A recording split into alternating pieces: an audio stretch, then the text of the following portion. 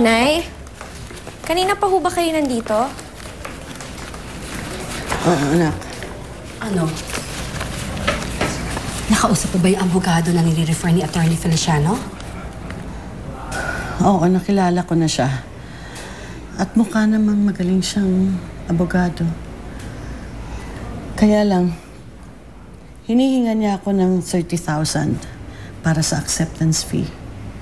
Pagkatapos may bayad pa rin yung kada pupunta siya sa hearing. At may bayad din yung consultation. Ito na lang natitirang kong pera, Mars. Lira, wala pang 10,000 ito. Diyos ko. Saan tayo kukuha ng pera? Mangungutang na lang ho ako. Kanino? Kay Dennis na naman? Kahit kanino ho. Hindi. Walang mangungutang sa atin. Mars, Lira, hindi tayo mangungutang. Kapag ginawa natin yon, mas lalo lamang tayo magkakaroon ng problema dahil wala tayong ipambabayad sa inutang natin. Alam ko na hindi magpapatalo si Roxanne. Pera-pera lang naman ang labanan ito eh. At alam ko na kayang-kaya niyang maglabas ng maraming pera. So bakit pa ako lalaban sa kanya? Hindi na.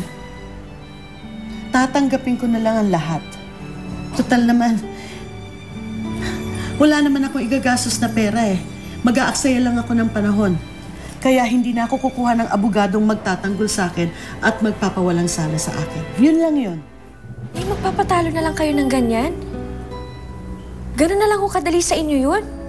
Oo. Siguro ganun na nga lang.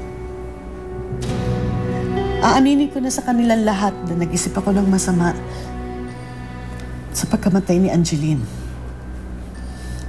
Kung ikukulong nila ako, tatanggapin ko yon. Ikukulong nila ako dahil gusto kong mabuhay ang anak ko. Gagawin ko yon. Ikulong nila ako.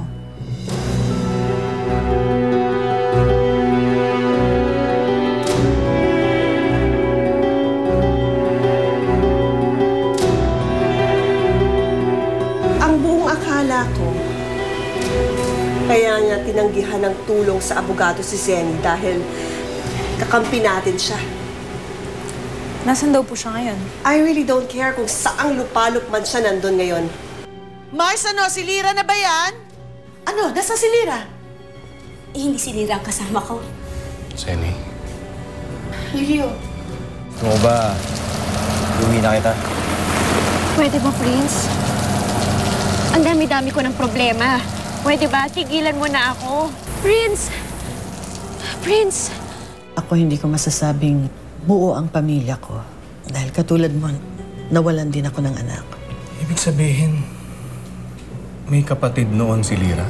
Ay nako tita, wag mo nang pansinin yun. OA, mag-react yung paminsan eh. Oh, but I'm very impressed with her to think na ampon lang siya. Ampon? Sino pong ampon?